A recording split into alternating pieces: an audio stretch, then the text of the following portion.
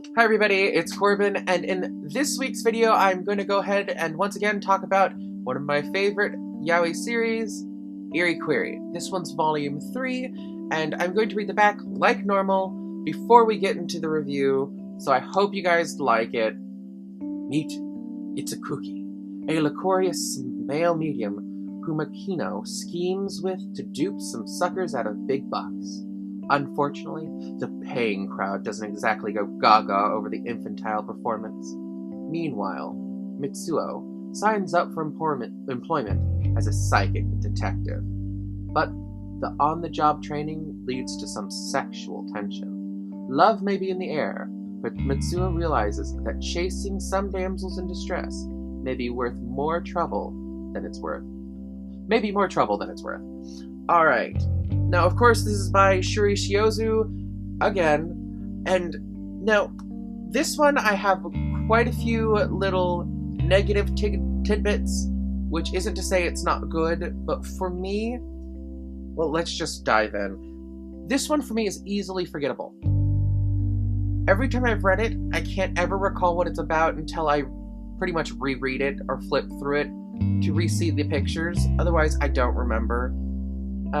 Minutes before this, I pretty much reread each section about halfway before I understood what it was about. Now, this one again is just like the others. It's mystical romance and mayhem.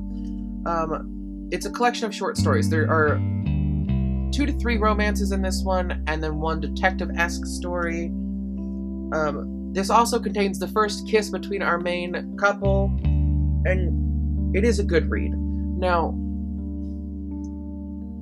the first story, we come across to a medium who, in essence, is homeless and needs work. He goes to work for the shrine.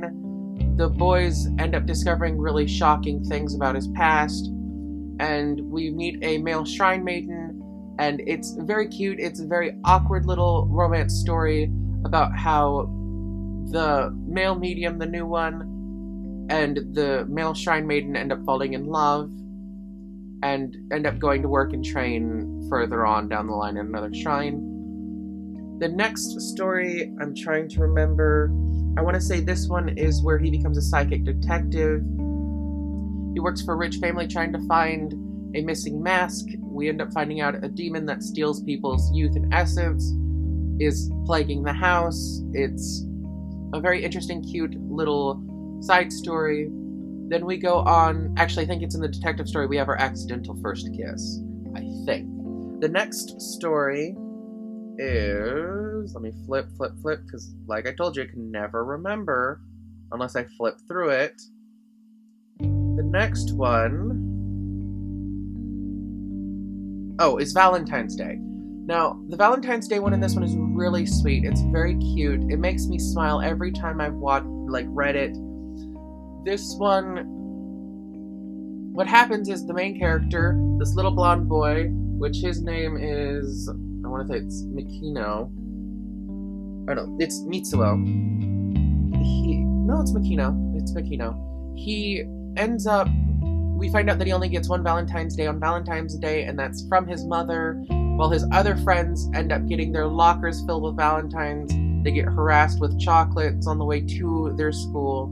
And they go to an all-boys school, so these girls are breaking in to make sure they have Valentine's Day stuff, and it's very extreme for his friends, but for him, he never gets any female affection.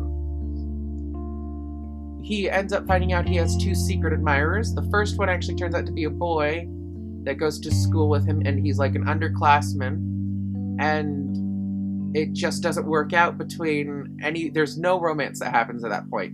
The second one actually turns out to be a female, air quotes, and it's very, very, very, very, very cute, and it's well worth it as a read. Now, this one, purely because every time I've read it, I've completely forgotten every story in it, I would rate it about a 3 out of 5. It's still very good, it's still part of the series, and I would recommend getting it if you're invested in the series. I do recommend reading it. It is only rated 16+, so it is, everyone's able to get it and read it pretty much. And it is a very cute. All the stories are very, very good, and they're very cute in it. It's just, for me, I've read it maybe 5-6 times. Even the first time I read it and I borrowed it from a friend, I read it like 4 times. And I just always forget what it's about.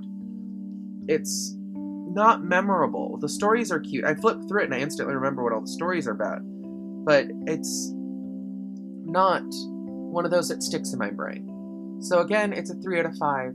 So if you guys have any yaois you want me to review, just leave them in the comments below. Let me know. I appreciate you guys leaving likes, favorites, and comments. It means so much to me. And remember, subscribe, share it with your friends, and I'll love you guys forever. And I'll see you guys again next week. Okay? Okay. Bye-bye.